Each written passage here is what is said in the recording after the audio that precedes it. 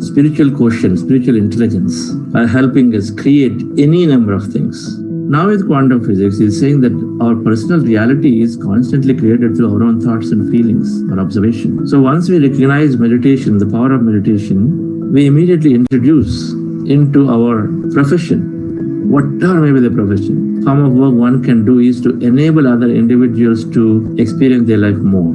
So spiritual quotient is helping us understand that everyone is inside me. There is unlimited potential in me. My reality is by me. There is abundance everywhere. There is abundance for everybody, not just for me alone. So first statement, the quantum field is saying that we are all connected to each other. We are one energy field. Deep inside we are energy, we are all connected. There is no separation. We are all waves of possibilities. You are a wave of possibility, we are all connected. And so it becomes one single big field. So as duality, as dual self, you and I are different, but in the non-dual self, that state that we're experiencing every day in meditation, we're all connected. So when we recognize this, we move from separateness to oneness. And the second is this field has infinite possibilities. So we learn this when we're understanding quantum field. One, it is all connected. Our energy level, we're all one. It's all the same. We take different forms. That awareness is paying attention. So we're constantly creating and we're constantly expanding this whole. So there is this existence from there we came in. We are experiencing Aham Brahma Tattvamasi. Sarvam Kalidam Brahma. It's there. Everything is Brahma. I am Atma Brahma. And so they all are interconnected, and one has the ability to collapse any combination of them. So it means that we have infinite possibilities, infinite potential. An individual moves away from a fixed mind to a growth mindset. That yes, that is a possibility.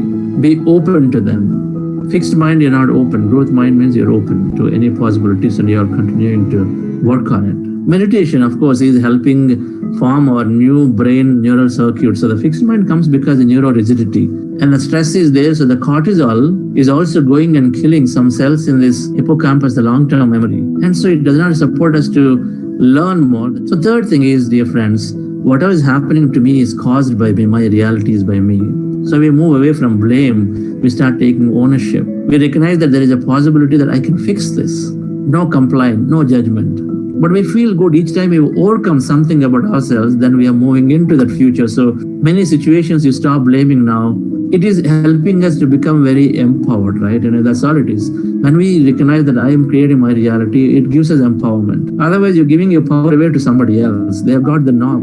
We stop comparing with others. Competition does not exist. Oh, okay, so I have to somehow get this. Scarcity consciousness is that I have to rush in. Abundance consciousness is that, okay, so I'm going to be given, the right one is given at the right time. I'm taken care. So we stop dominating others, we stop controlling others, we start competing with others. Instead, we get inspired from others. We don't become lethargic, but we use competition as an excellence tool. The last one is greater intelligence is always paying attention to us. This consciousness is there. It's not only me that have created reality, but there's also something else. It's constantly choosing. And so recognizing there is intelligence and then taking that help from that intelligence, we move from mind to heart. Mind is our dual self, heart is our non-dual self. We listen to our intuition, which is always giving a message. The synchronicities that happen when we are very self-aware, we recognize and say, yes, something different is happening, means that it is a path that I should look to explore more. Whenever there's the most unexpected is happening, explore more.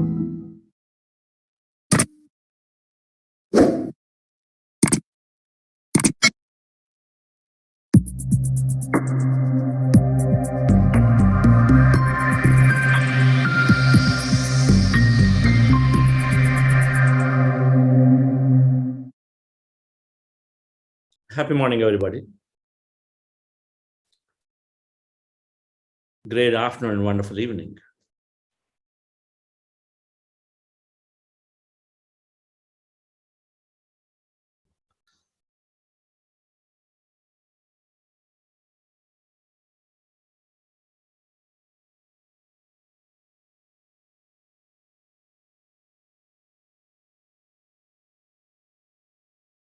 Bhagavad Gita, the great Indian scripture, or ancient scripture, is the Bible for spiritual quotient or the spiritual science. Everything is there in it.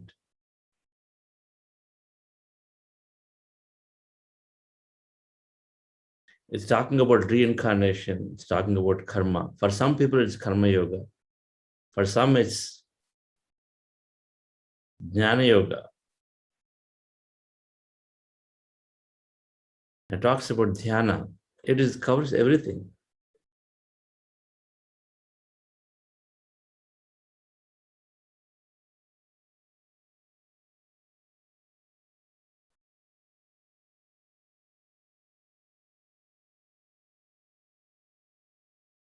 Jatasya dhruvam mrityuhu, dhruvam janma mritasya cha.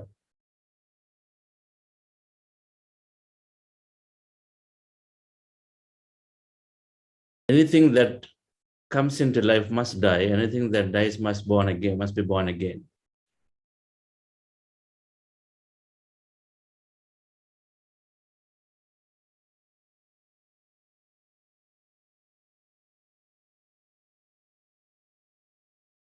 Which we're understanding through quantum physics a bit, but it's always there. The death is always there. In our whole practice, it is about overcoming the fear of death. It's about understanding that there is no death. When we truly understand this,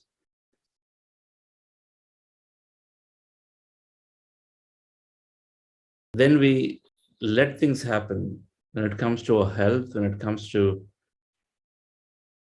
any failures, because many times we're not in control.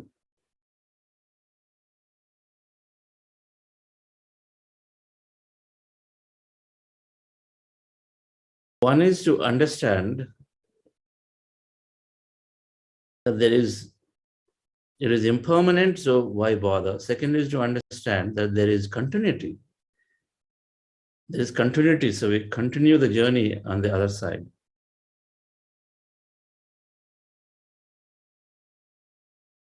Jatasya dhruvam mrityuhu, dhruvam janma mritasya cha. Guaranteed that the one that is born will have to die, guaranteed. The guarantee that one that dies must be born again.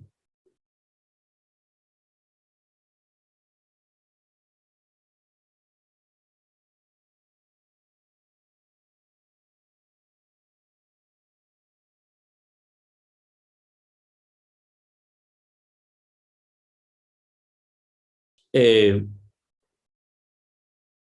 old woman goes to Gautama Buddha, as child dies. And so she goes to Gautama Buddha because Gautama Buddha is a great master, and asks him, my son died, please help, do something. I need your desperate help because his only son, after a long time is born, I need him. Please help. So Gautama Buddha looks at him, looks at her, and says, okay, fine, I'll bring him back to life. But I want you to go to the village and then bring a fistful of mustard seeds from that house where they did not experience death in their family. Any house where there is no death, you bring a fistful of mustard seeds, then I will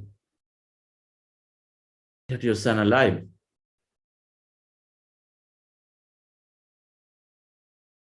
So that woman could never come back naturally.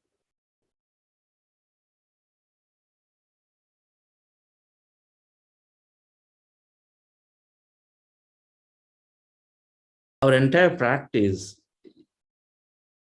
ultimately culminates in recognizing that the death does not exist, that it's impermanent, that there is continuity. Then we become completely free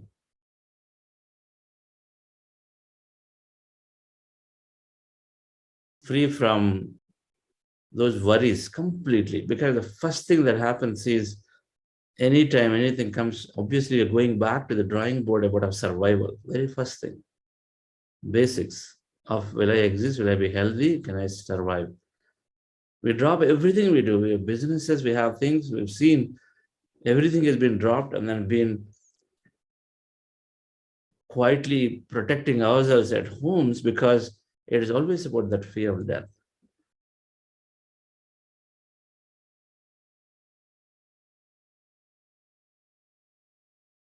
But when that conviction, just the way conviction that my thoughts create reality can become stronger and stronger and stronger with more meditation, we also have to get to that conviction that there is an other side, there is a greater side, and there is this impermanence that everyone in my family have come for their own experience. So who am I to really think that I'm the savior to help them? If I'm not there, they're going to get to roads.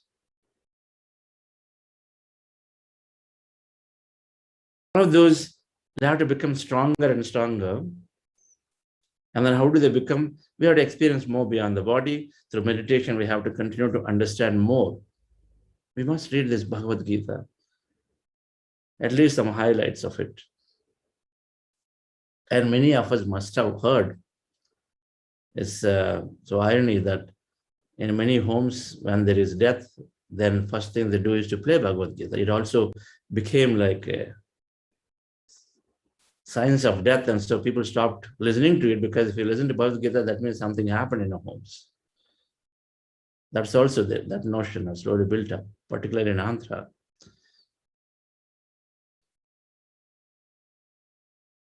Because Ghantasala, this famous singer, sang this beautifully.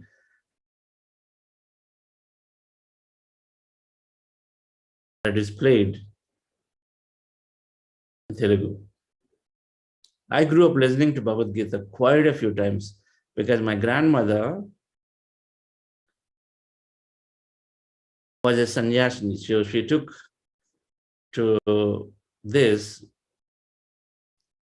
very early age. By the time I am just 4 years, she was already in orange robes, and then she would entertain many gurus coming to home. It was regular that we have to read Bhagavad Gita for her and a set of her group of people, as well as read Rama and Mahabharata, some of these two elders in the village that I was born in. So those memories are alive. And of course, Patriji did great rendering of Bhagavad Gita. Perfect. Now it's available in Hindi, it's available in Telugu, Tamil, English, not there yet. We'll be getting to this early next year. But if someone is there who feels that they are very good at writing and translating from Telugu to English, then we'll be happy to work with you, or Hindi to English.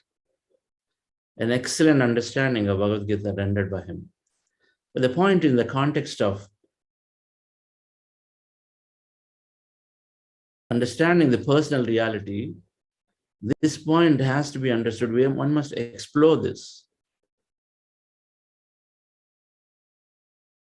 80% of our meditation practice, or 90% is about living this life perfectly, beautifully, happily, but there is still the 10-15% is always holding us back from doing bigger things. And that is exploring the nature of our life beyond life. If this 80-90% is 80% of the books we recommended there in the first day, Monco sold his Ferrari, You Are the Placebo, Biology of Belief, they all have a great model to be happy. But there are a few, I'm sure we must have recommended, Many Lives, Many Masters by Brian Weiss. Must explore that, using that explore that there is life beyond life. All Theosophical Society's books we have to read. Theosophical Society, where it's all started from them. Until then, it's never documented any of this life after life concepts. But they started documenting. Leadbeater, Anibisint, They came together in early or mid 1800s and started documenting many of them in a way that they wanted to not only document, but actually take it out to take it to the world.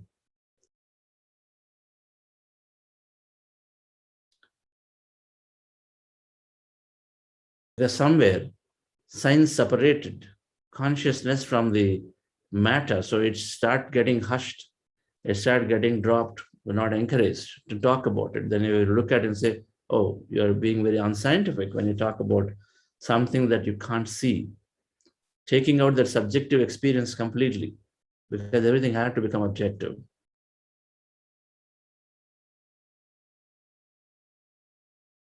The Theosophical Society did great job, and the headquarters in Chennai, by the way, in India, Chennai, Adyar.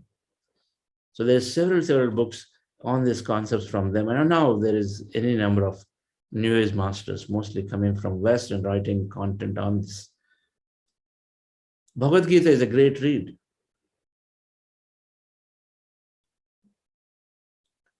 If it's rendered nicely, correctly.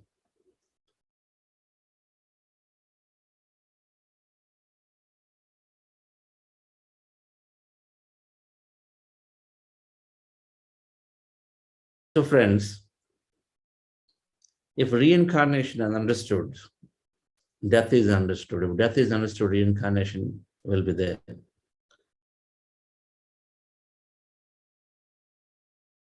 And everything falls in place. We can work through our situations of life. Extending life through many tubes and cords.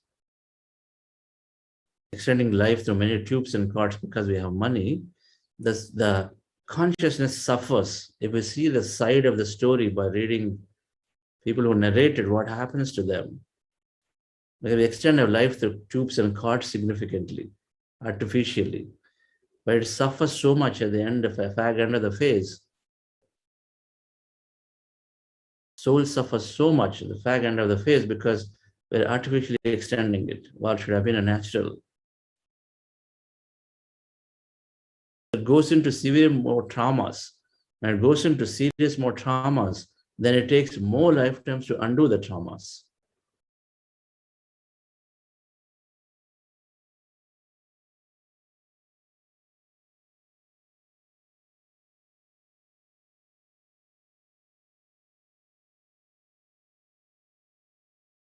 So we were understanding from consciousness evolves life and goes off reincarnate. As it reincarnates, now it has to do something, so it's taking various roles, like a movie, like a drama, actors come and go. The world is a stage. We're all mere actors. We start and fume and we depart. William Shakespeare. So we take roles, actions, we go back. So why bother? Why get attached to each other? Why attach to my property? And why go and do to any extent to save my property? I've got just maybe $3,000 is all I get. And then every penny is mapped so much that by the time 7th or 8th comes, all that money has been given away. I'm paying 2 EMIs for this, and then 2 EMIs for that. I'm paying this, I'm doing that. And nothing is left out. By 7, nothing in the bank, and you start looking for the next place slip, and then 21 days are gone. And there is so much tensions because there's so many tensions at home. You say, let's go for vacation, no money, we'll do it next time. So there's constant battle.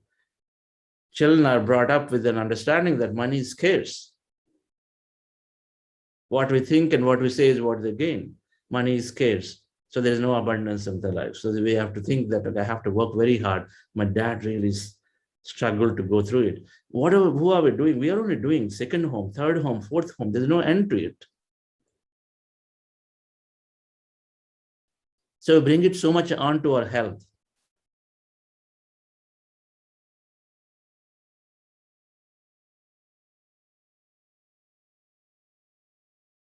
The more we understand, I'm so inspired by Karthikeyan sir.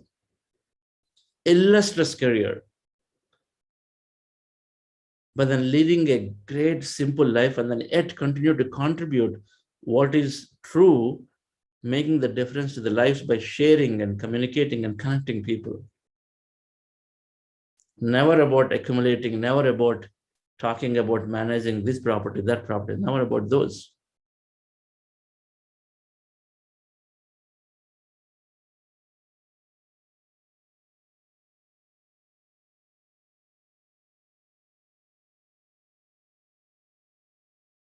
So we reincarnate, we take roles, law of karma, we fully understand it. So situations come, we know why it's coming. If somebody suddenly duped me in my business for a CR or crore, I don't know, $1 million, we must understand, what is this? What am I learning through this situation? How is it possible that my money is going away? And go back and look at a different angle rather than trying to go around the courts or this and that and then try to chase. And then it must be done. There is no doubt about it, certain things, but you got to be very clear. Did you in the first place, use the money well? What could have caused this? How true to your conscience you are today? And then if so today, then keep going back into the past and it happened. Either if you want to analyze that way, or you feel strongly that I must go and then give a complaint, give it, and then let it continue. Whereas the perspective comes, our money is lost, our money is suddenly going away when we're not putting to the right uses, now or in the past, often.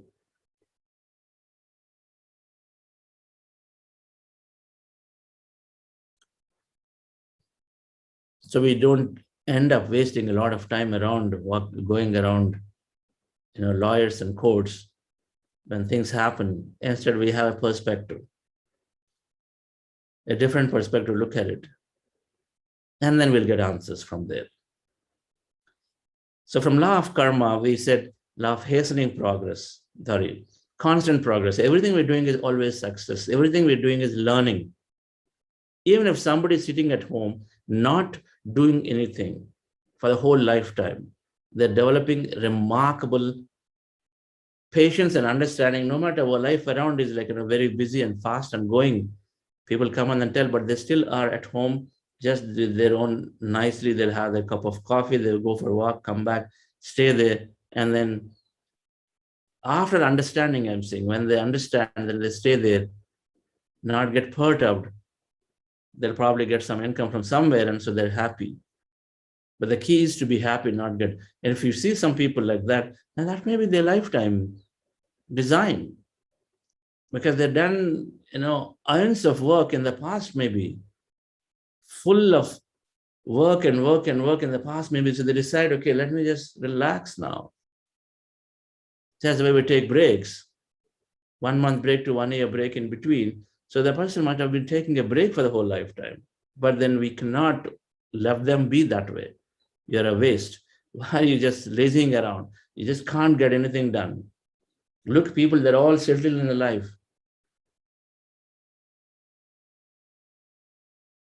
We have a perspective, a different perspective to understand and explain answers. When we have law of karma and then reincarnation understood, that everything that is happening around, a mother has 5 children, not everybody the same, we know it. Why? They're being given the same environment, same education level that dad is definitely trying to give, but then why they're not different? I mean, they're all different. Some are very rich, some are not rich.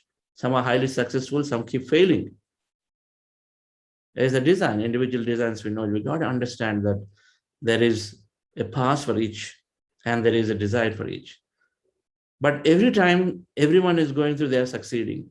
Just because if my brother is failing and a second time and a third time doesn't mean that he's a failure. He's learning from where he is. That's what is love. Progression. Always there is a progress. Always there is success. We should now look at failure as a failure. Instead, it is something for the learn to learn. We have to take that too. We learn from every situation, not take it as a failure. Yesterday, Patriji was talking about don't count losses, count a profit. Look at what is there in it for somebody else or for yourself. A law of hastening progress is yoga, the meditation that we have taken in. Before meditation, everything is like an illusion. We think that is real. So we get stuck. So it takes time to come out of it. If I lost property, then I'm stuck in it. I'm going after to any extent to do anything to get over that other person. And we waste a lot of time not recognizing that it could have been caused by me alone in the first place. When we extend the horizon, it'll become obvious. Right? If you did something to a colleague or to a company in one company, then you quietly move on to another company. This thing drags on somewhere in the other company, and then it comes back onto you in a differently. Now, if you know the past, then your approach towards aggressively going after the company is different. Because you say, yes, somewhere, okay, chalo, yeah, so I've done this earlier, so I'm paying for it now. If you didn't know it, then you aggressively go after it. But just enough of it is enough to understand that constant creation by ourselves, my thoughts and feelings create a reality, is always working as a free will being. So everything that's happening in our life is a situation that we have drawn into it. That is a perspective that we have to look for. Anything happening in our life, whether it's poor health, whether it is business failures, whether it is relationship failures or successes, you have to look at that, and it's purely through our own thought and feeling and intent from now of the past and from the past. So law of yoga is telling that when you introduce meditation, that means when you understand the consciousness, when you start experiencing the dual self, non-dual self, the other side, then you start recognizing that everything is temporary. And you start understanding spiritual science. Now you accelerate. That same thing, that a failure happened, you lost something, you no longer go after the other guy first. Instead, you start looking inward to say, what could I have done better? So then it leads to a better solution. And so it's an hastening progress. Things happen. It's a catalyst. It's a catalyst. Normal process takes 3 days, 5 days, 10 days, 1 year. Now with meditation, as a catalyst, then things will happen faster. We don't go after the wrong things. At the same time, we expand our consciousness that if I'm aiming for this much pleasure, now I aim for larger. I aim to go to Western Ghats here. Now suddenly I say, why Western Ghats? Why can't I go to Himalayas? Yes, it costs more money. It's more challenging, but I'll go. Very quickly, we start expanding our goals, our dreams, because everything is experienced. So larger than you're experiencing a lot many. You keep moving forward. So dear friends, law of yoga, meditation is helping us hasten anything that we do. It's like a catalyst of chemistry. Infinity will understand after meditation. Relax yourself, sit comfortably with your eyes closed. We observe a normal natural breath. Our goal is to empty the mind of thousands of thoughts. So when we observe the breath, sitting comfortably as you see in the picture, on the floor or in the chair, with hands, fingers into fingers in your lap, eyes closed, specs removed. Observe your normal natural breath. You want to empty the mind, thousands of thoughts. When you observe the breath, mind becomes empty. In case you get thoughts, bring your attention back to the breath again and observe. This is called breath mindfulness meditation. Our day 1 and 2 videos from this program explain in detail the science behind this technique. And before we're doing this anapanasati meditation, a breath mindfulness meditation, to empty your mind and stay in that state for a long time, we will also do something called heart elevation process. Just follow my guidance activity, friends. I'm playing music. I'm also guiding for anybody new. Relax yourself. Sit comfortably with your eyes closed, dear friends.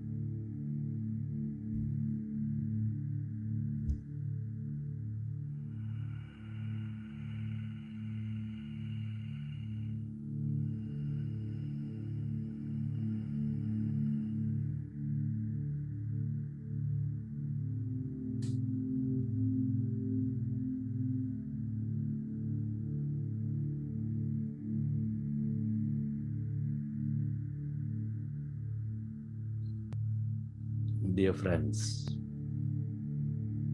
dear masters,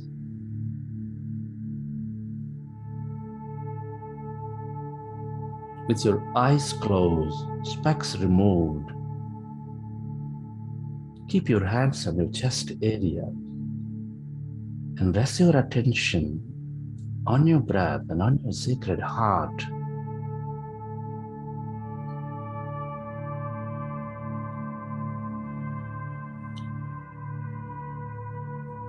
Take a slow, long, relaxing breath. And can you feel your beautiful heart?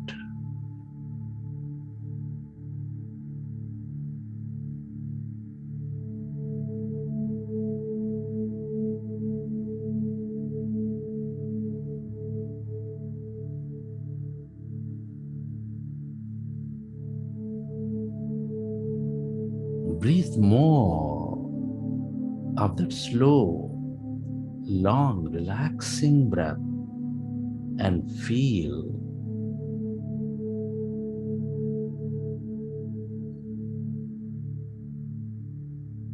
your sacred heart,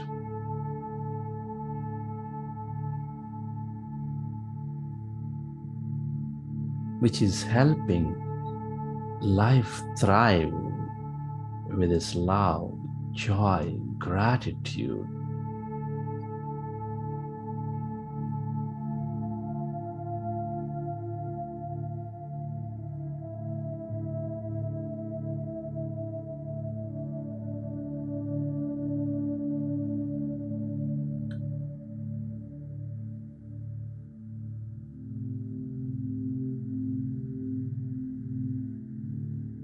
Breathe in to your heart center of this slow, long, relaxing breath and feel the beat and rhythm of your own heart, dear friends.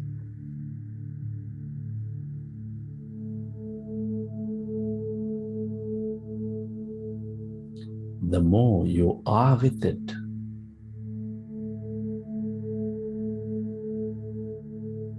the more you energize it, the more coherence you bring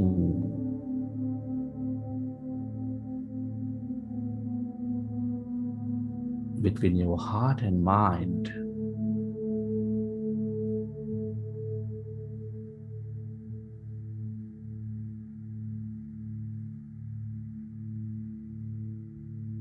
Can you recollect an experience from your life where you felt enormous love, joy, gratitude, compassion, and relive that moment?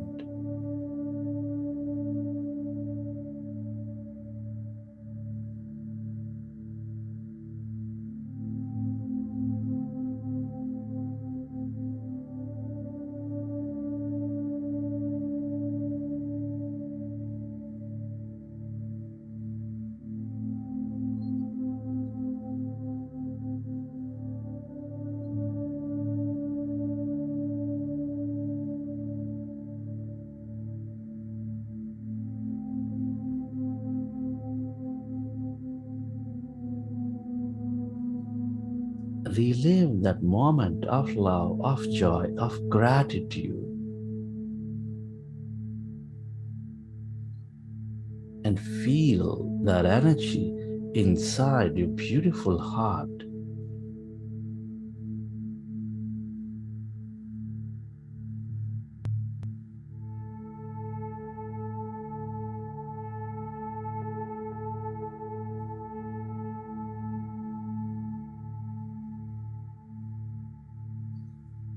We are all deeply interconnected. Deep inside, we are specks of energy connected to each other. Love is the way, gratitude, compassion are all the way to experience that connection again.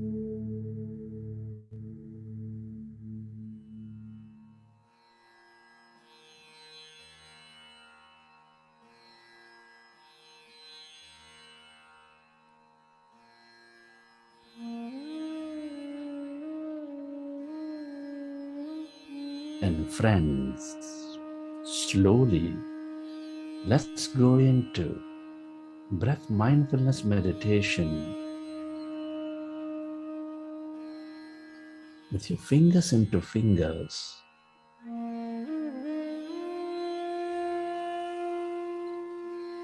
Resting your hands comfortably in your lap, observe your normal, natural in-breath and the out-breath.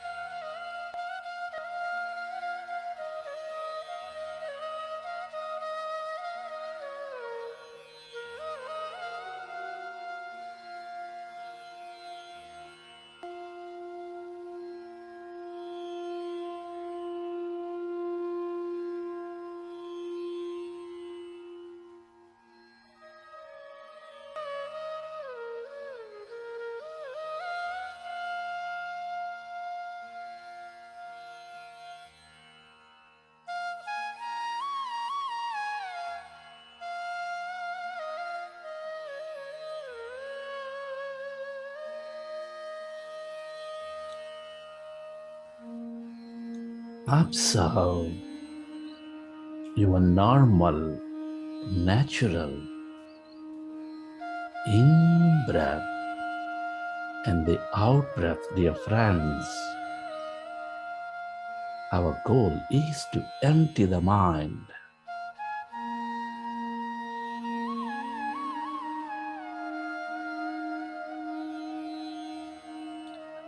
Our goal is to merge into that greater emptiness, that consciousness.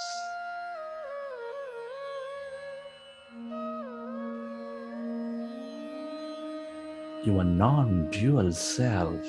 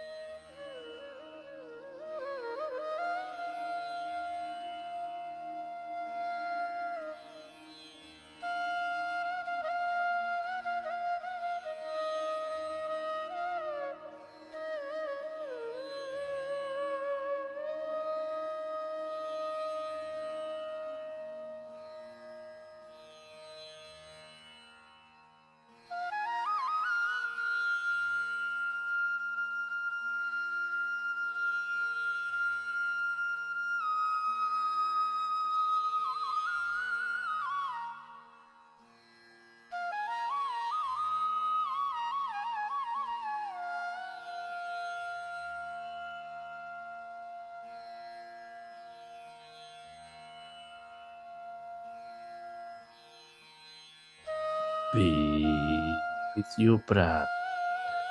Observe your natural, normal in-breath and the out-breath. Allow yourself to slowly and slowly become empty.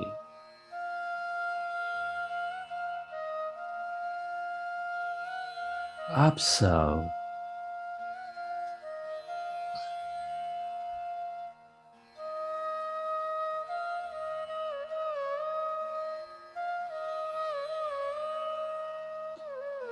any sensations in your body.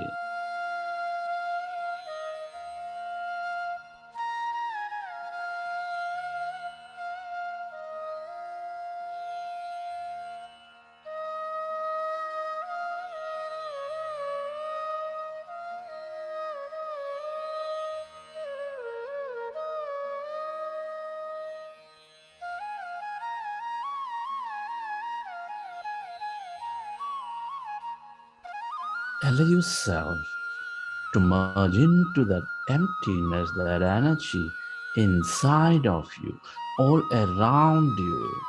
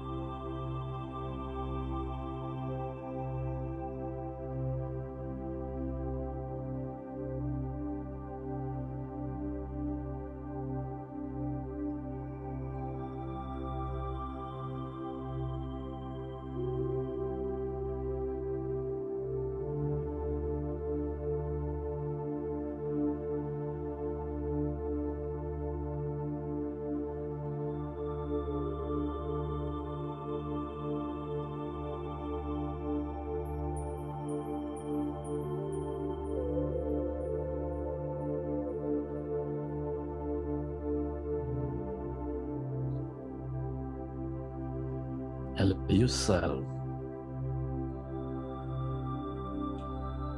to experience that emptiness inside of you, all around you.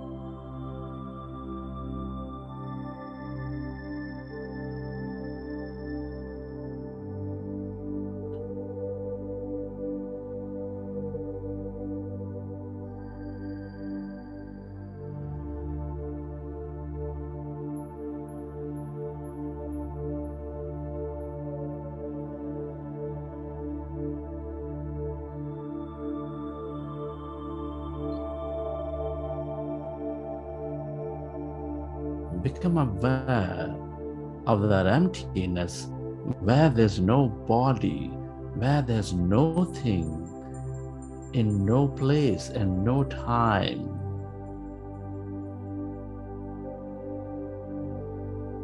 When we empty our mind of all thought, remember, we withdraw the attention of the matter, we experience that greater emptiness, that light, that void.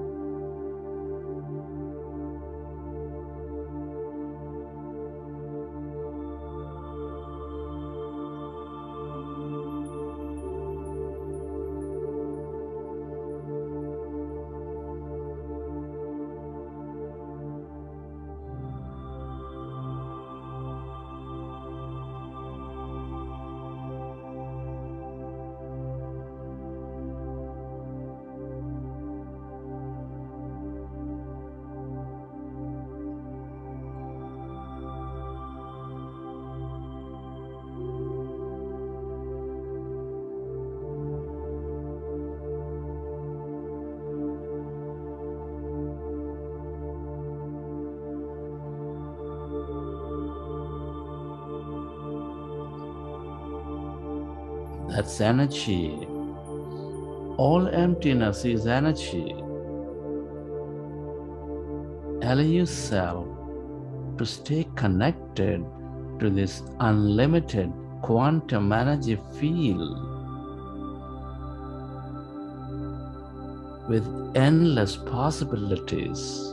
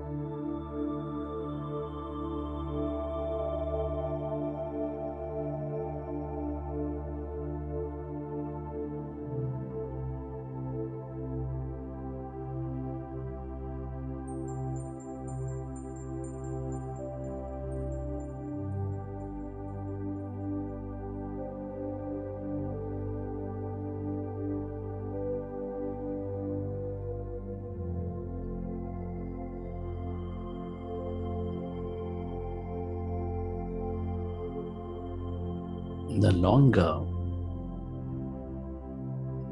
you stay present with it as no body, as no thing, dear friends, the more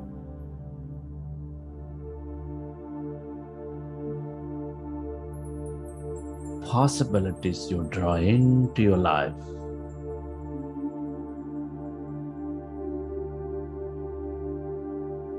Stay aware of that emptiness, that blackness, that light on your left side. Become aware of that emptiness, that energy on your right side.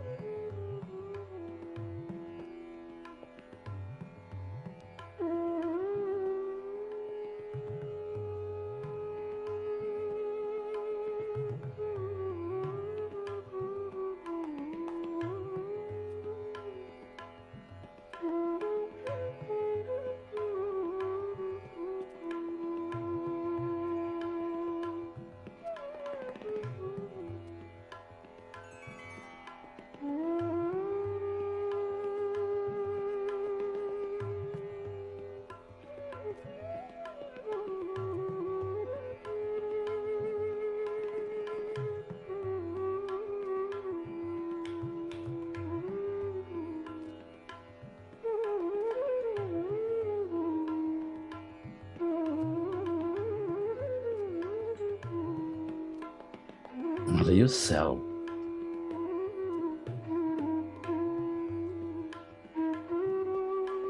To merge into this greater emptiness of yourself, your divine consciousness.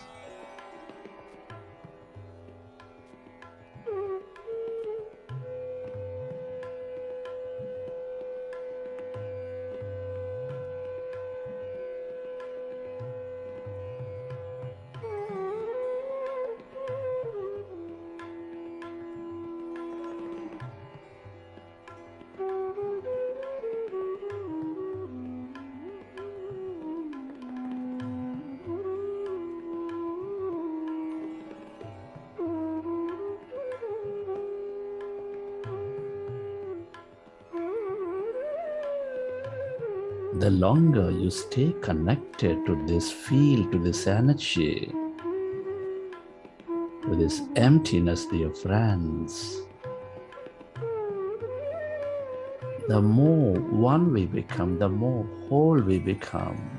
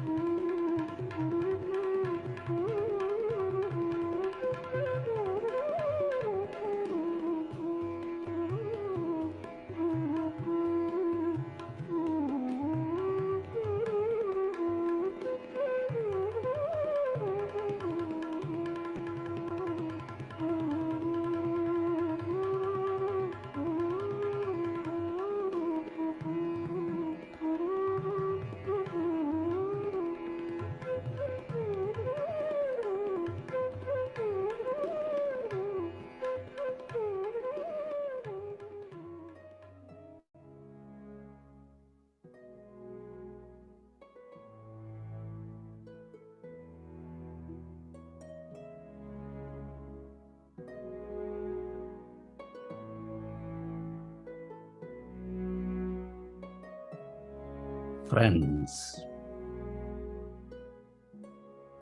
it's an honor and pleasure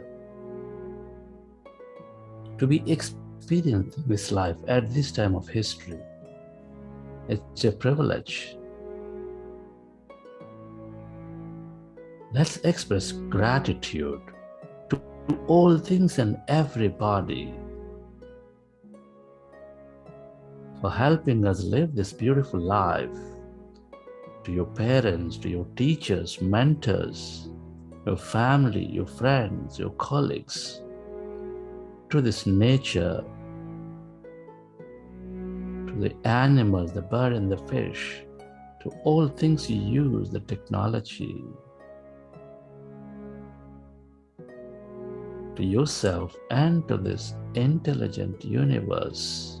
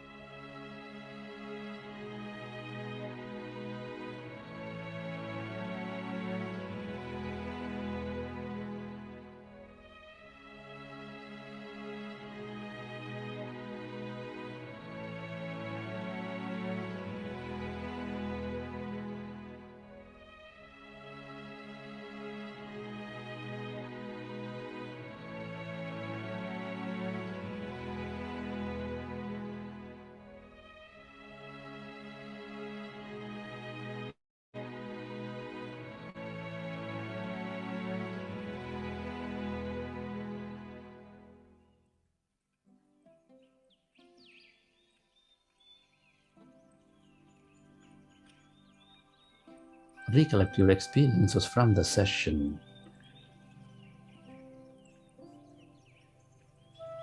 How did you feel? What did you experience?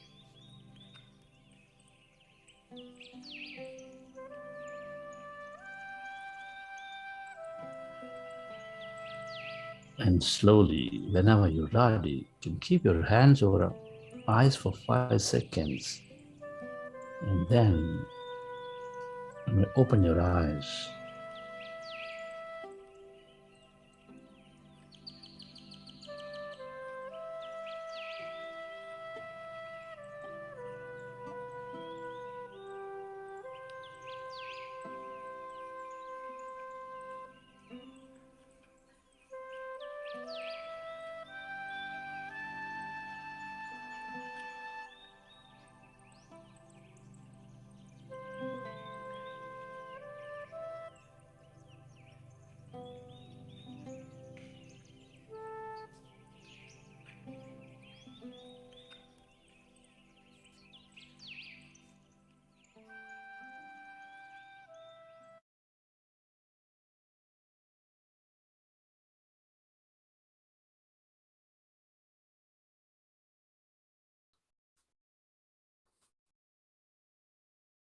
Okay, friends.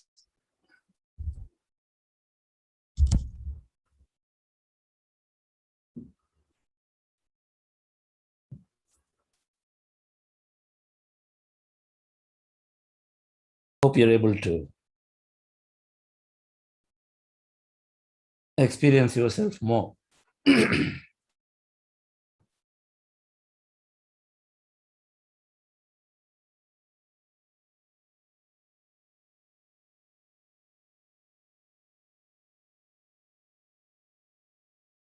Must keep trying classical new music, different instruments, different things. There's tons of music out there on YouTube. I'm sure you know it.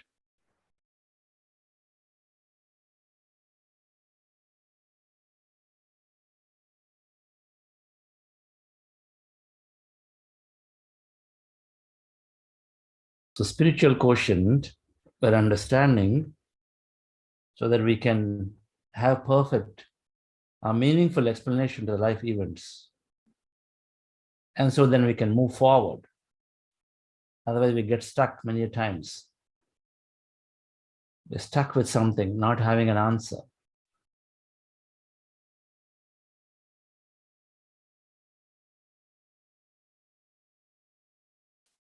Let me share a slide.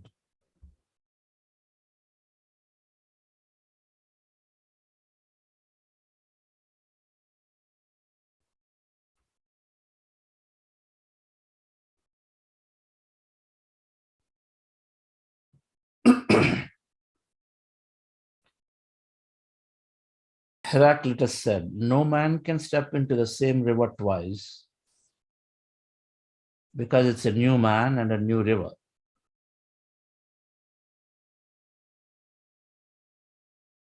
We're never the same. That's the point here. We are never the same. Every minute our mind is changing. As the mind changes, our understanding changes, our reality is changing.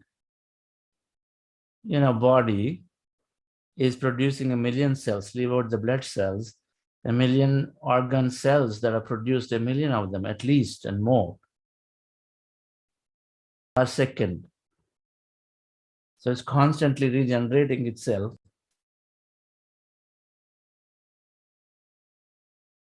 We're not the same, and so is the river. When the point where you are getting into the river is every minute, every second it's changing because of it, there is a flow. So what you touch is no longer there because the next moment you're touching something else.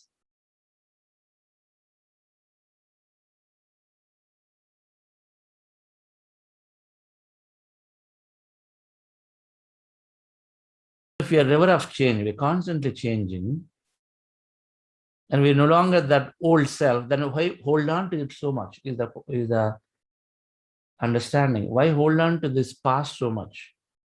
That's why when Patriji says, do not analyze experiences, things happen, because don't hold on to something too much.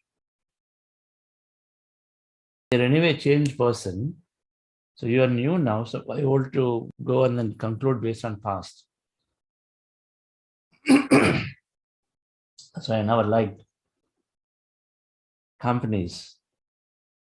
Rather than understanding a person from now, they look at several past things. Sometimes they go back to 15 years, 20 years. They want to go back and then do what? Just a procedure.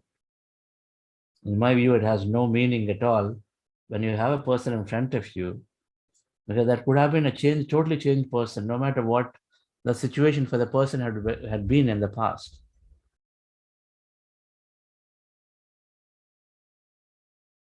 Because lack of intuitiveness makes people to go mostly mind-driven process and procedures. So we go back and then look at the data, always want to put on the data, and then very least of zero of your subjective intuitive experience of whether the person is good, not good, whether they can help to us and not help. There's no meditation.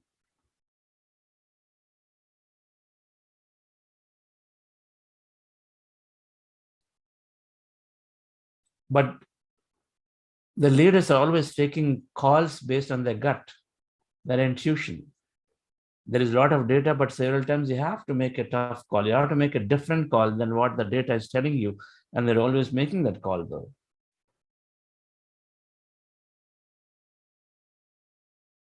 Setting aside everything that you have of the past, you make certain calls. And so the same way, set aside everything that happened in the past and then go forward, because you're a changed person, and then you can have a different life completely. So spiritual quotient, wait a minute, what is this? You're completing this wheel of circles in this course. SQ is giving meaning and contribution, meaningful life, contribution, life full of contributions. So make a difference, that's the word. Am I making a difference? What am I doing that is contributing in a way that makes a difference?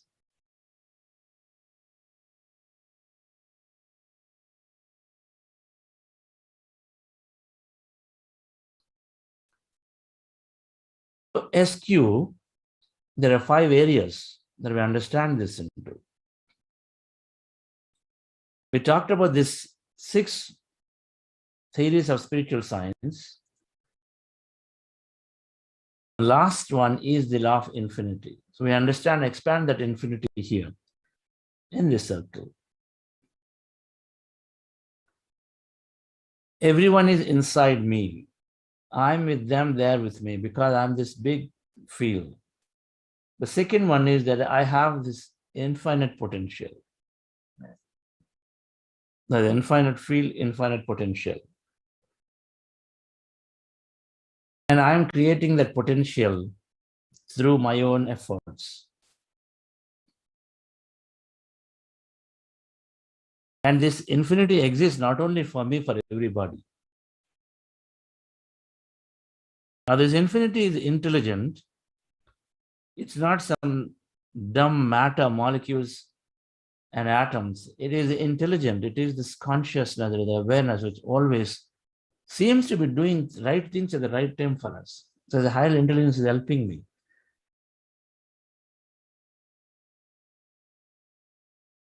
This is a perspective that we are developing as we understand these various sciences as well as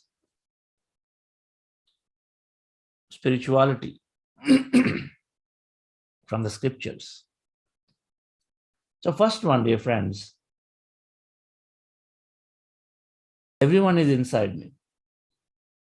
So scientifically speaking, we are that connected energy field. Our week 3 experiments that are done, the quantum physics that I talked about, we are this big energy field connected to each other. So the moment you're connected, there's no separation, you become that field. The moment you become that field, then everybody else also is part of the field. So we have one, right? Simple.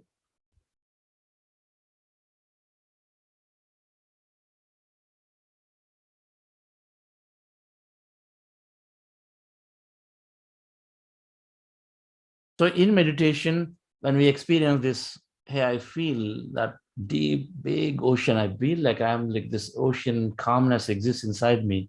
So that's a sense of experience this energy field that you are much, much larger than you are big as this ocean. I'm like this sky. I'm this big sky, and I'm there somewhere, and this black exists all around me. I didn't feel like coming out. That's because you are experiencing this great oneness feeling at that point.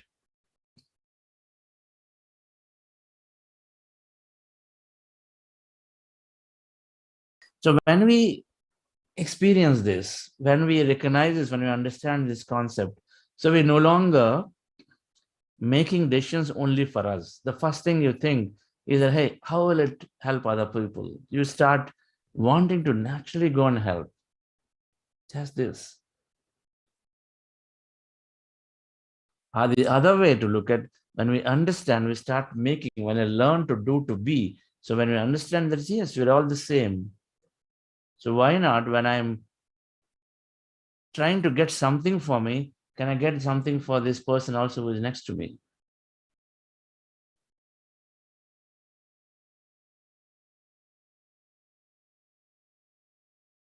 What is so natural for us when we deal with our close friends and family also becomes natural to extend that helping hand to everybody around.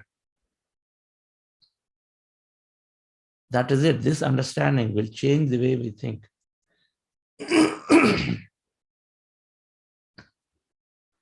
Separateness to oneness. In offices, it has to become one team. It's no longer my promotion, my recognition, my team, my division has to absolutely be the number one. So let me see how to pull the other person down, how to hold this back, how to expose them. A lot of things will go away. What do we get by exposing somebody? If the intent is to expose, then everything is slowly collapsing there because everybody senses what your intent is. If the intent is to improve, then you will do differently. You will have the colleague appear, call them, have a nice cup of coffee in a friendly manner, just the way you sit down across with your child. You don't expose a child, you want to improve the child. So you sit down in a nice, bring up their mood to the nice feelings, and then you put some point across to them. In a way, their strengths are encouraged and then the weaknesses are identified to them in a nice way. There's no exposing a child, right? Between a father and a child is never exposure. It is always improvement. That's what it becomes. The moment we become separateness to oneness, we understand it. All colleagues are same. All of us are the same. This is a cultural shift. The shift we have to have the shifts if we want to really succeed in this new normal.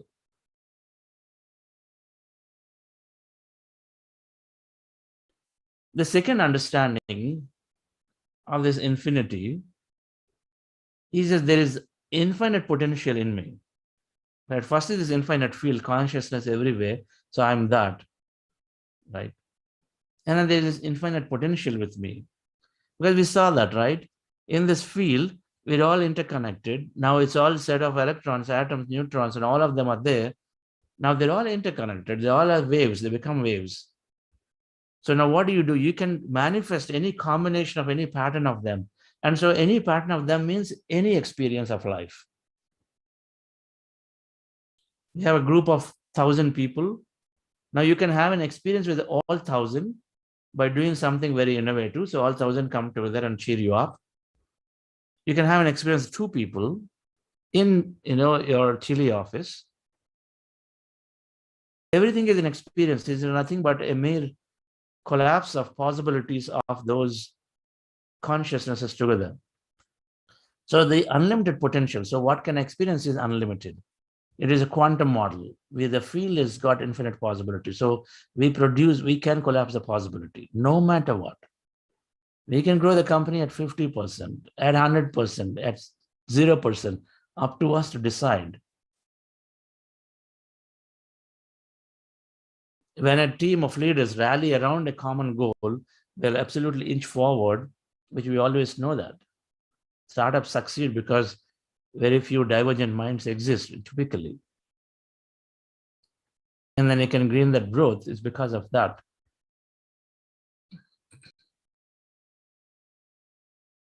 So when we recognize this unlimited potential in me, then this fixed mindset that I cannot do, it is not possible, I have to save myself, those will go away. Because we are empowered now. We also learn the manifestation techniques to create a possibility, visualize and dream. We become that CEO like CTO or CXO like Sridhar Saraswati. In March is written in this workshop, a vision board. You always have at the back of your mind, but you write it, concretize it, that idea, that vision board, you put it on there. You take a moment to go into yourself, slow down, and then coolly develop that vision board, and then dream about it, look into it every day. It's got to come true. I'm sure he's going to manifest his crores, that revenue that he's looking for. It's got to happen. Next. That's what happens when you are on these longer retreats, you slow down. Many people say by the time they finish the retreat, they have a great amount of clarity of how to drive towards a mission or a goal that they have. Things that are not happening for them. Because we slow down, simply speaking, we slow down. Changing the environment to slow down. So fixed mind to growth mindset we become. We go into growth mindset. Of course, meditation is also, we understood during week 2 that there is neurogenesis happening. That means neural networks are getting formed. Rigidity to neuroplasticity is coming up. So that means you have to learn, you have to experiment. Experimentation requires new learnings. And so the new learnings are happening constantly because it's a neural connection rewiring. So I feel like taking new growth mind we become. It's a delight for the organization to have employees be thinking I can do. They replace the words. These are the words. When a manager comes and when an exec comes and says, guys, we have this great opportunity. Shall we do it? Some are immediately responding saying that, oh, such a big client, we don't have experience. I don't think we can do it. It's come from a past. Whereas some who are this growth minded are saying, oh, wonderful. This is a beautiful opportunity. Why not? Let's go after.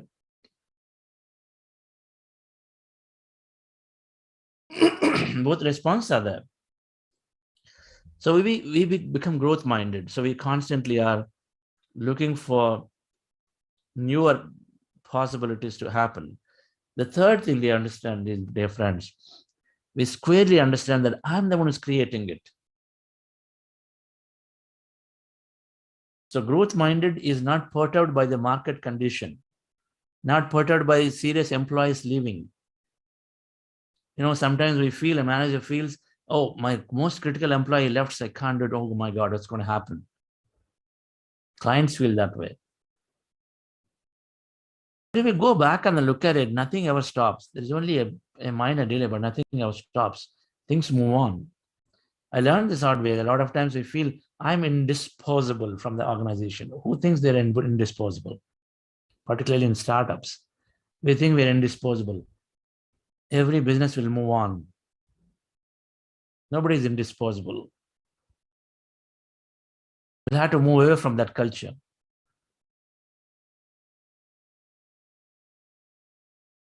So when we recognize that reality, my reality is by me, dear friends, then we have this great understanding. Because now we're looking from, I created the situation. So we don't blame others. It's not the colleague who did this for you.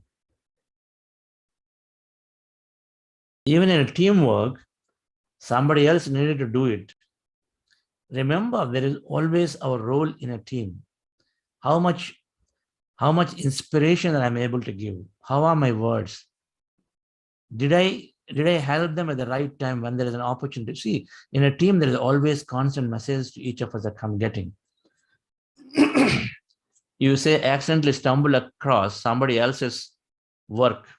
It's a large team. You're not supposed to review, but accidentally stumble across somebody else's work. If you're very instantly aware and say, why is this other team's work is coming to me? Why am I reading about this suddenly, this article, or why someone's telling me? That may be the reason, that may be something that you can go and then help them. But we just simply brush it aside and say, oh, it's not my work, so I'll not bother about it.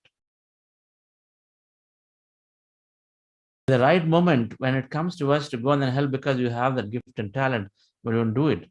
So we always recognize that everything is happening. So then what happens? That member would have screwed it up, and so it'll come as a failure. And then we start blaming and say, who did this? Who did that? Many times we are ignoring things that are happening there. We're sweeping under the carpet with a survival mode. So we move away from it. We learn some of it, emotion, the intelligence. So, but then the spiritual understanding is there. I'm the one who's drawing the situation, not somebody else creating for me. Then you go deeper and say, what can I do to help to resolve it as opposed to blame it? You're not problem-oriented or solution-oriented. Blame to ownership is happening the moment we recognize, deeply understand this difference. Anything, my revenue loss, my business growth, profit loss, employees leaving, everything starts with me because I am setting up the situations for my learning.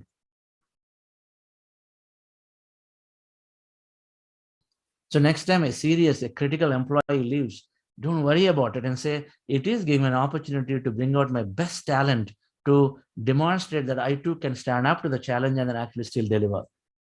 That's how we become our best, right? And it's thrown into challenges.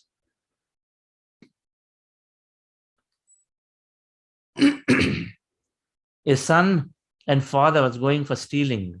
I was talking about a story in the evening. They're robbers, right? So they go for robbery. And so this father, the son is first time. So the father takes the son and then goes into the house. Nobody was there. They broke into the house. And then he takes the son and says, you go into his bedroom, into the cupboard. Go into the cupboard. And then hide yourself there. Just search for it and then go there. As the son go and search for something, you go there. As he goes into the cupboard, then he closes the cupboard. He comes out, closes the bedroom latch, and then goes away. The father goes away. So a few hours later, son comes home and is furious on the father and said, what did you do?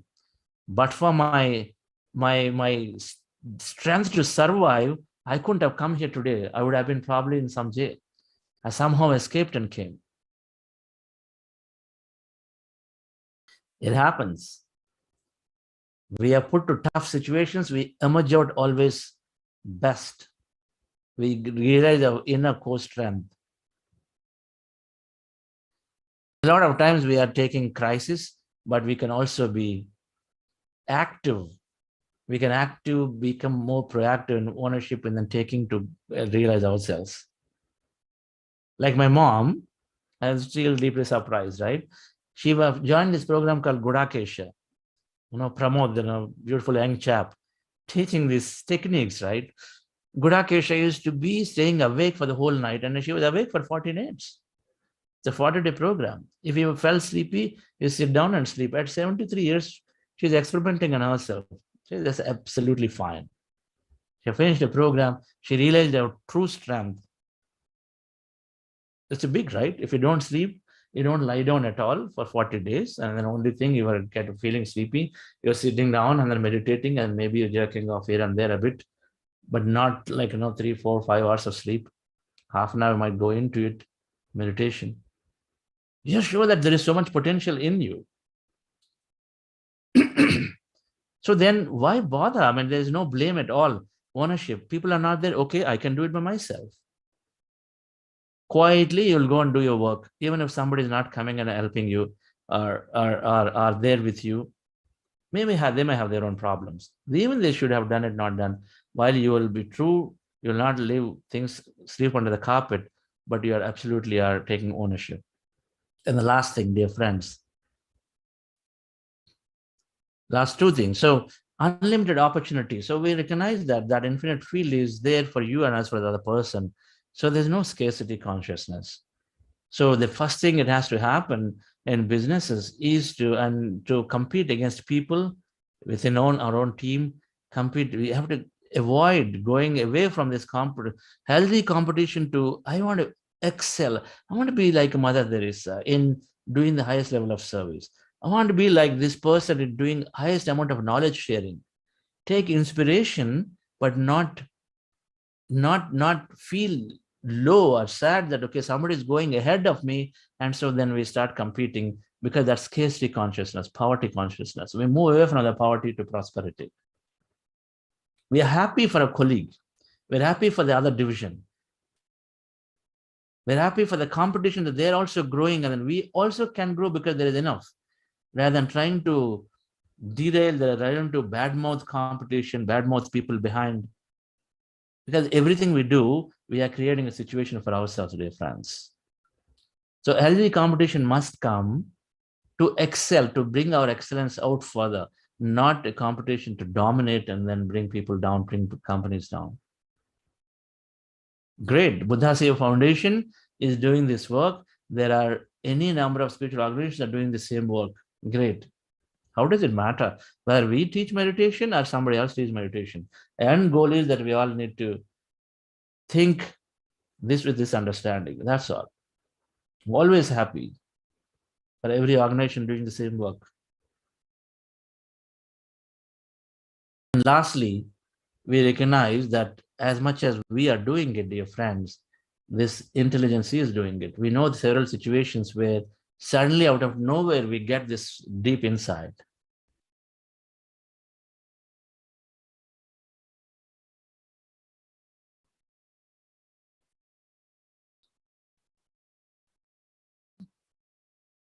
Out of nowhere, this insight that I must work with IBM came. Now it appeared very contrary to the entire plan that company made of somebody else we have to work.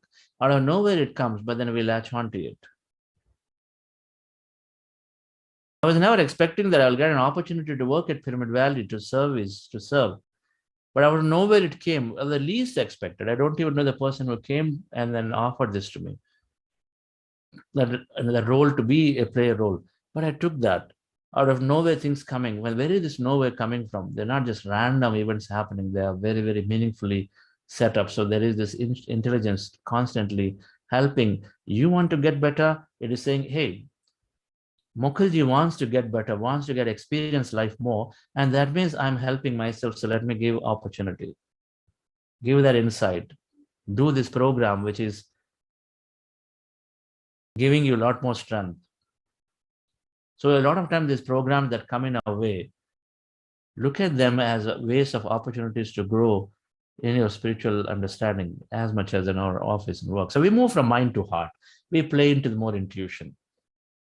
That's what it means. that we recognize that there's always some higher intelligence. So we constantly play into our intuitions, into our emotions, into feelings, and then go with it as opposed to go with a plan if required. So, when something is wrong, first thing is your heart is telling. If you feel anything negative, then pay close attention to this. If you have a person walked in, or suddenly something is coming up and you feel a little bit negative, then it's a good idea to think about this and feel, and then see, am I, that work, that task, that travel I'm taking up, is it right? Slow down. Mind to heart. So, dear friends, spiritual quotient, when we understand this, we have a new culture in our organization, a different employee, different leader, different perspective. So work becomes joy, work becomes creation. Thank you very much for joining and then looking into this little more deeply.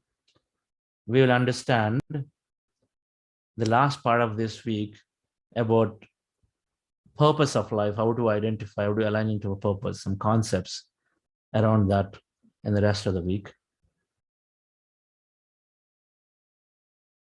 So tomorrow, we'll see you all again at 6 a.m. And Lakshmi Madam, anything? I think Madam is not there. Someone said we have video to play. We'll do this tomorrow. Yes, sir. We have video. Can you play? You play this tomorrow. Okay, sir. Just want Sridhar Saraswati to conclude. Is Sridhar?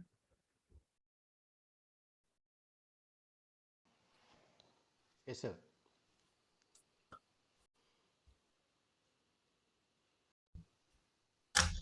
Yes. Your concluding comments for today. I was deep into meditation, so I ultimately, as Patriji says, for every problem in life, meditation is the solution. voice नहीं आ रहा है. Not coming. Is it coming now? Yeah. Yeah. So as Patriji says, for every problem in our life, meditation is the solution. So whether it is on the health side, or on the mental level, or on the spiritual level. So any problem or any issues we face in our life, meditation is the ultimate solution. There is no second thought about it. And the manifestation, good health, and good relationships, all these things are side effects of what we get out of meditation. But the joy, and then the knowledge, and then the download which happens in meditation is the ultimate purpose of meditation, I would say.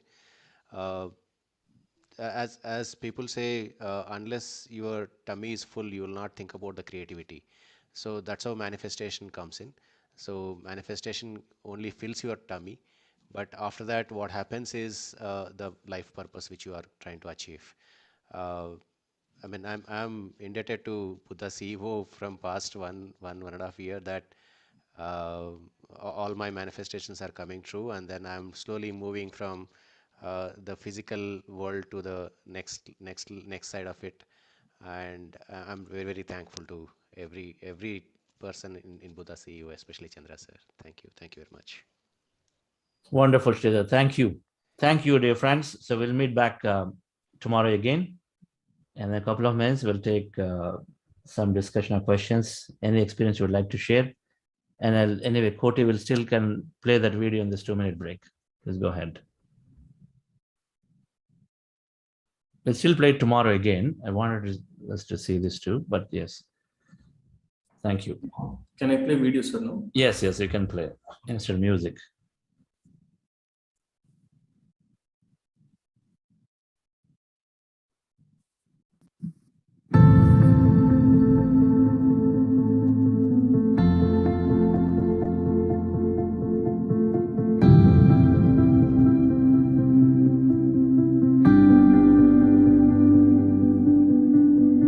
Meditation is fundamentally helping us make this thought and feeling very coherent. We all have goals. We all have a lot of thought, exciting thought. When we have a thought, it is coming from a conscious mind. Whereas the matching actions have to come from the subconscious mind, deep inside. We have these two brains, conscious and subconscious. When we learn something, it is there in the conscious mind. But what is actually being exhibited is in the subconscious mind, from the subconscious mind, 95% of the time. What we experience is based on what we have programmed in our subconscious mind.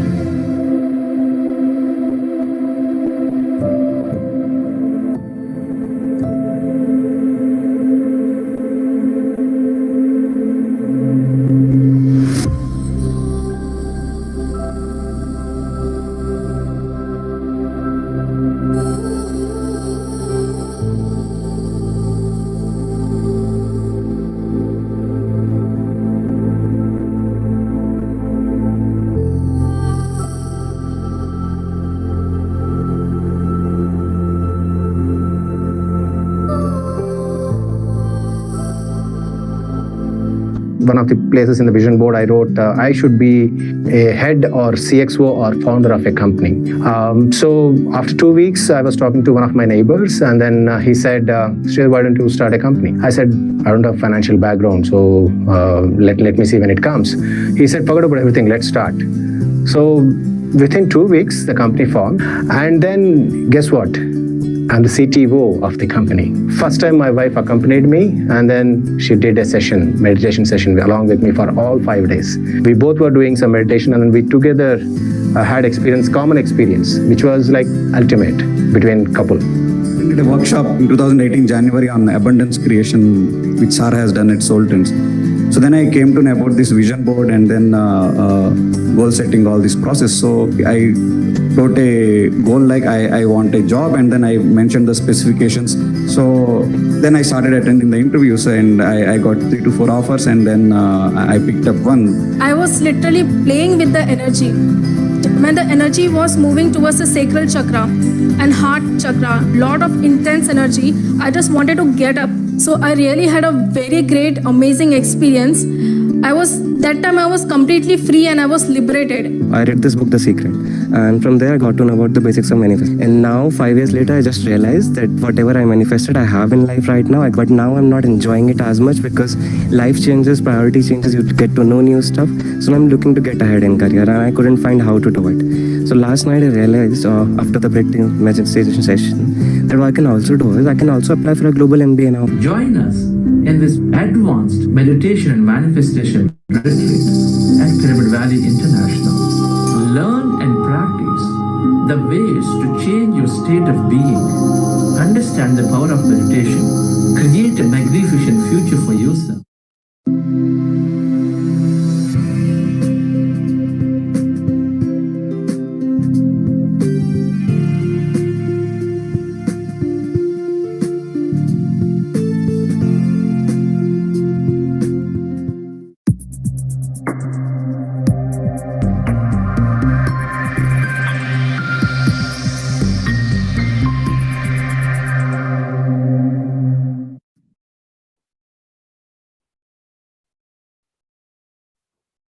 Okay, friends.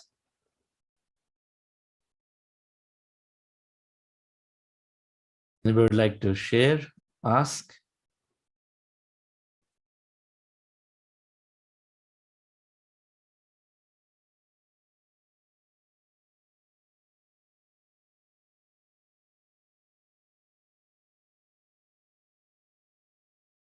Yes, Poonamji.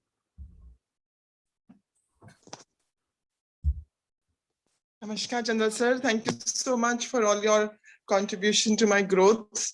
Every day I'm learning so much, and really a lot of gratitude to the Buddha CEO Foundation. So Chandra sir, I've been meditating for quite a few years, and I always learned that whenever you do any practices related to yoga or meditation, you place your hands, right hand on top of the left hand like this. So I wanted to ask, what is the purpose of clasping like this? Because sometimes when I do this, I feel a little bound, that I'm like entangling. If I place like this, it's very light.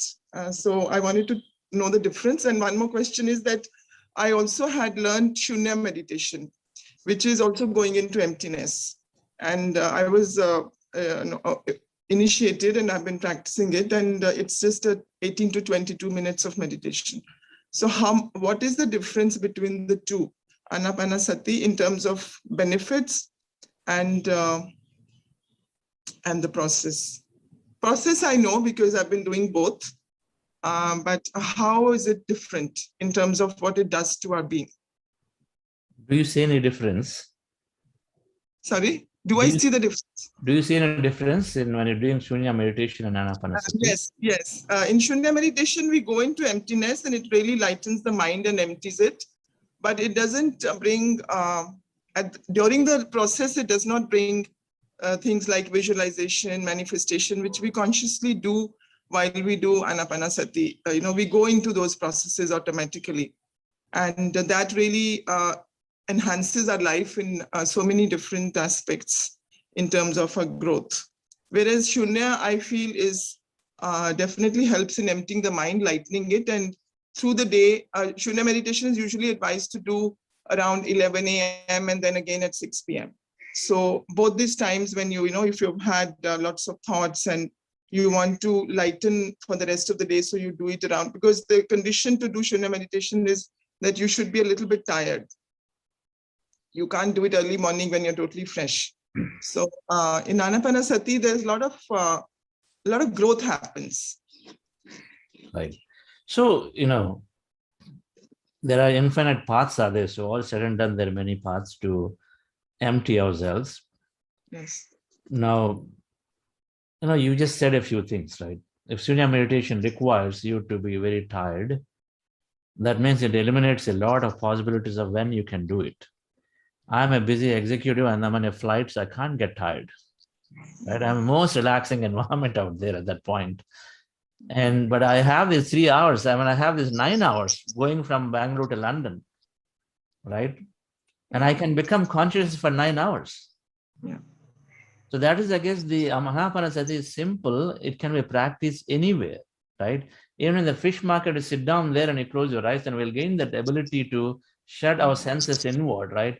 And so this is why I love this technique, because it helps me to do anywhere and everywhere, right? And it helps me to sit down with my child or my father if it's not very well also, then I can sit with them and not make them tired. I can't, right? So it is very, very general. It's broadly applying to everyone. That's why the Anapanasati meditation. And, I don't know the exact technique you use for the Shunya meditation. Again, I don't want to compare, but I always am looking from a science behind, and I'm saying the breath that is there with us is always there, and then we don't even realize it. So when we are observing the breath, and then the chances of we forgetting that we observe is so high that we go into the emptiness is the idea, right? And we go into emptiness pretty quickly for many things. So leave that. But at a benefit, at a practice, is how I say Anapanasati meditation, because it's helping us to forget every thought that we have, and so then we become empty. This posture is it's two things: to close a circuit, right, to energy circuit, to make an energy circuit as the energy is going out through the finger. So we're making an energy circuit. If you prefer to be this way, it can be this way, no problem. Okay, it can be that way, just an energy circuit. A lot of times. And the second thing is one is energy circuit, another that I understand and I really see this helping is you want to still the body, so legs and hands constantly move. Right, the first instant they just go out and then move. So when you lock them gently, then they're in the locked posture, they're locked. And so it takes an extra effort to bring them open out, right? Particularly for hands. And so then it does not distract you from small things, right? If you are in this posture, that doesn't distract you from opening suddenly out of readily, right? And it's just locked. And so it helps that way, because then you are, for smaller things, you are going away, not getting distracted to readily move hand. But there's no problem. You can be like this also. In fact, many pictures that Buddha is depicted, they keep him like that too. So we don't know exactly how he meditated, but this is working great. We are suggesting that. Okay. So I practice both. I do Shunya meditation whenever I can. And I think both are together also really working very well. Because Anapanasati, you can be even with open eyes. You can consciously be with your breath even when you're functioning, you're working. That is the goal actually, to sit down and meditate and then be meditative all the time. So that you can put your entire focus into whatever you're doing. And if time permits, can I ask one more thing, which I actually wanted to ask Patriji yesterday, but I didn't get a chance.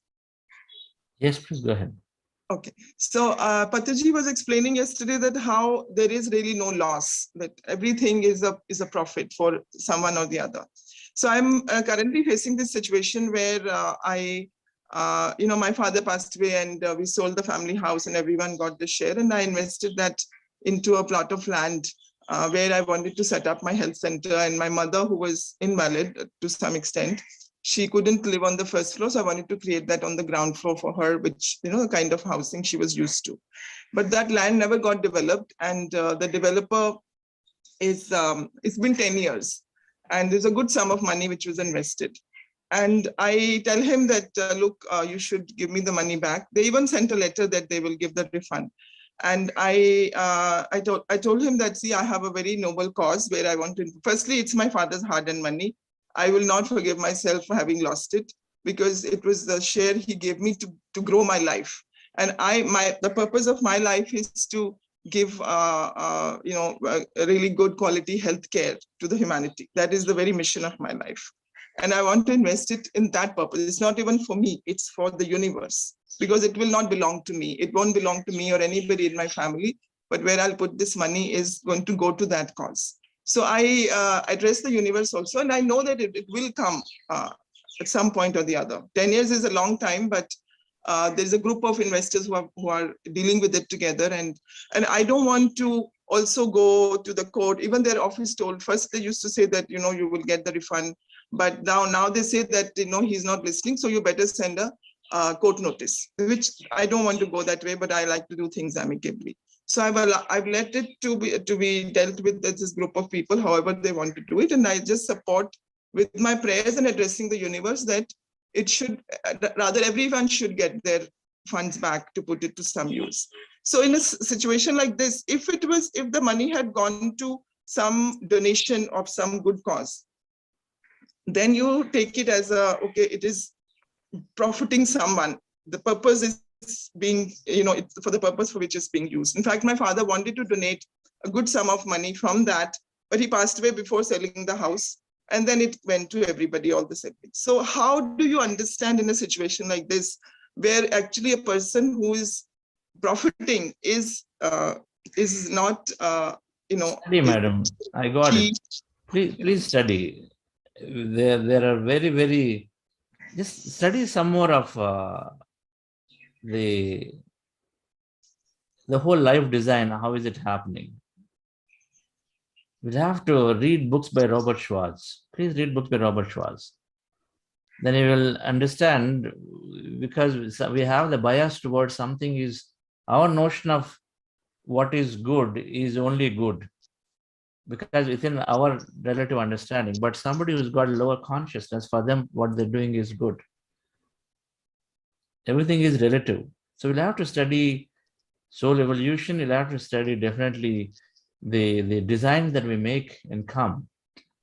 Why we get into a situation like this for 10 years, that we're working on it is not getting resolved. Something that you'll definitely understand. What is that you're learning through it?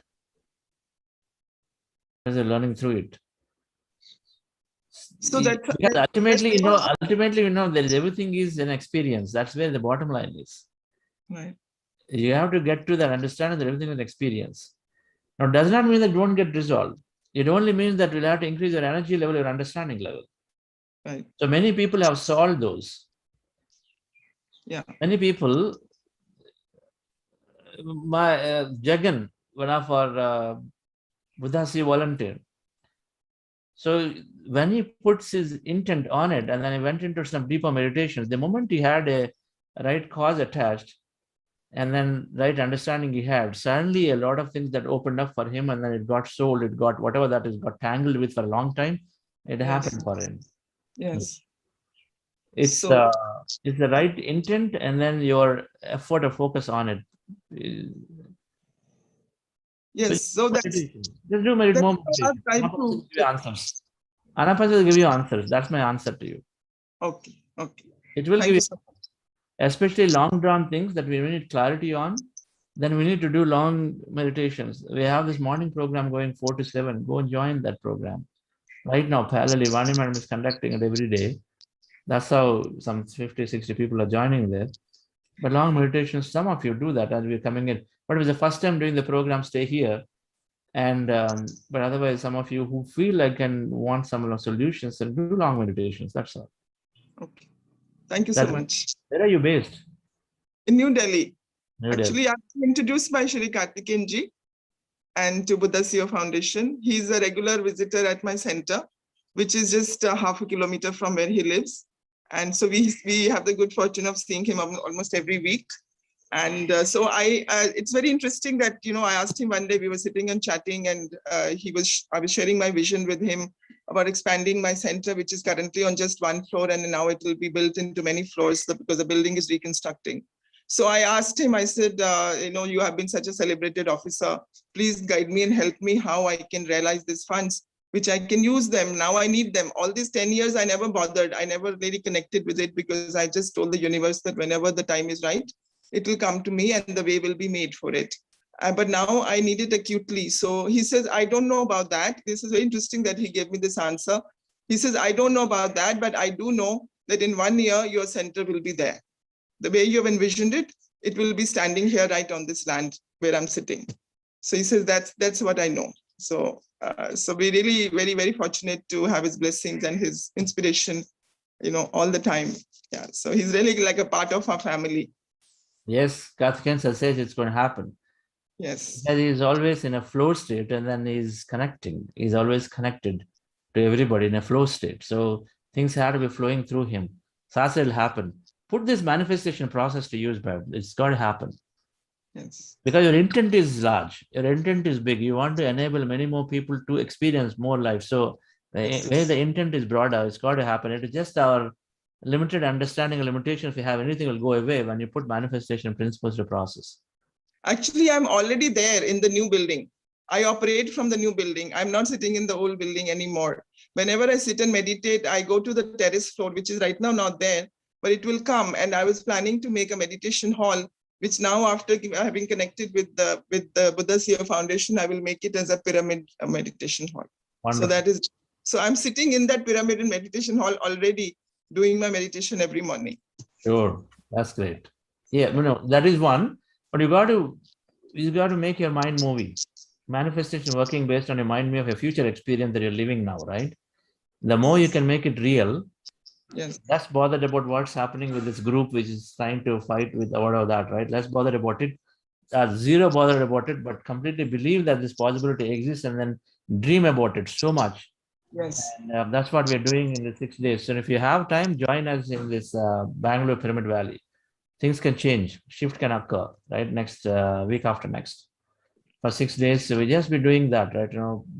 Just dreaming and visualizing about a future experience. So plant it so much that when you go back, you cannot but think about it again and again.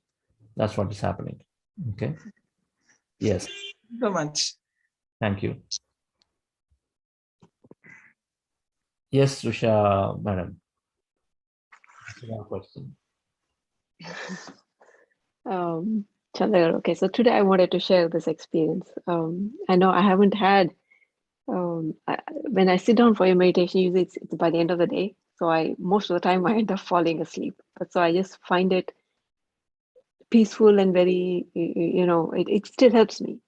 But today, for the first time, I felt like, I was literally there in that emptiness. I'm conscious but I'm there in the emptiness. It's not that I'm asleep, that's why I'm there in the emptiness. I was actually conscious. And it was just emptiness, as in no bright colors, nothing, but just, this something very, very unique about it. It was not dark, but it was not bright glowing orange either. And I could feel, for some time I felt like I was floating in it. I felt so light and literally very light and floating. And then after some time, I felt like that energy field is literally close to my heart. And, that I was absorbing all that energy. It just felt amazing. I thought I have to share it with you. So, I felt so blissful, and I was aware of all the music that you were playing. The music was very, very well chosen. So many different instruments that kept me going, and I was aware of it. But at the same time, I was in complete bliss. So I thought I have to share this with you. Thank you. Wonderful. And I literally, I also felt like, for some time I felt that energy is literally going into me, and it felt wonderful. That's what I wanted to share. Great. This is what I want you to remember. You snap it, you snapshot it. This feeling, that experience that we go back to again to inspire us again, right? So every day I say, recollect your experience from the session. What do you feel? So you snapshot it. Things that really work, you keep them on. And so you go back to them. And then the more you recollect them, the more stronger it becomes for you to go back and then attempt again. Okay. We're happy for you. Wonderful. Thank you. I'm happy too. Okay. Thank you all. Have a wonderful day. We'll see you all at 6 tomorrow again. Thank you. Thank you.